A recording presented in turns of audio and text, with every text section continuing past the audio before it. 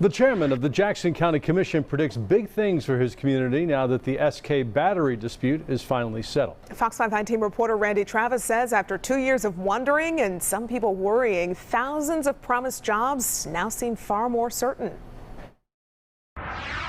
What was it like waking up for the first time and not having to worry about the future of the battery plant?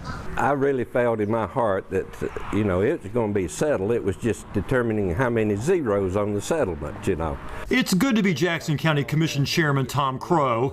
His county's biggest industrial project ever just ended a long international dispute that threatened to stop work. And he didn't have to write the settlement check with all those zeros. They got more zeros than I can count.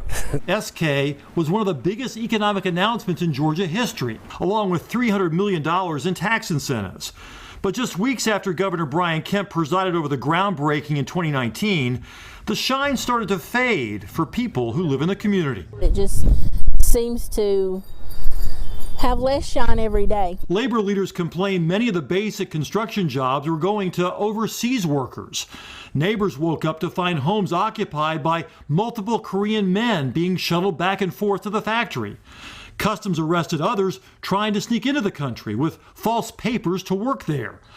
SK insisted they hired plenty of Americans to help build the plant along I-85. SK Innovation has pioneered the economic growth of Korea. But the most damaging revelation to SK came in these legal filings.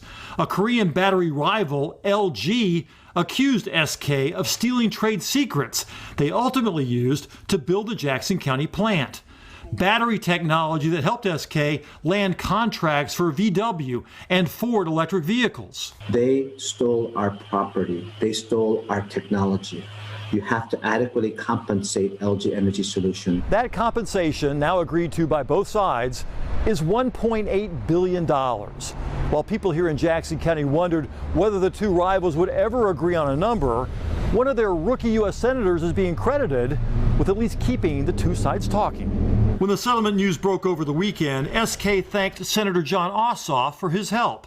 Ossoff said he helped break the impasse that led to a successful settlement the day before President Biden had to essentially decide between the two companies. So I met personally with the chief executives of both companies, and my team and I were engaged multiple times per day with senior executives from these two companies, as well as senior Biden administration officials. The settlement also ensures that the U.S. has another domestic supplier for EV batteries, rather than being forced to rely on Chinese firms. Electric vehicles are the future.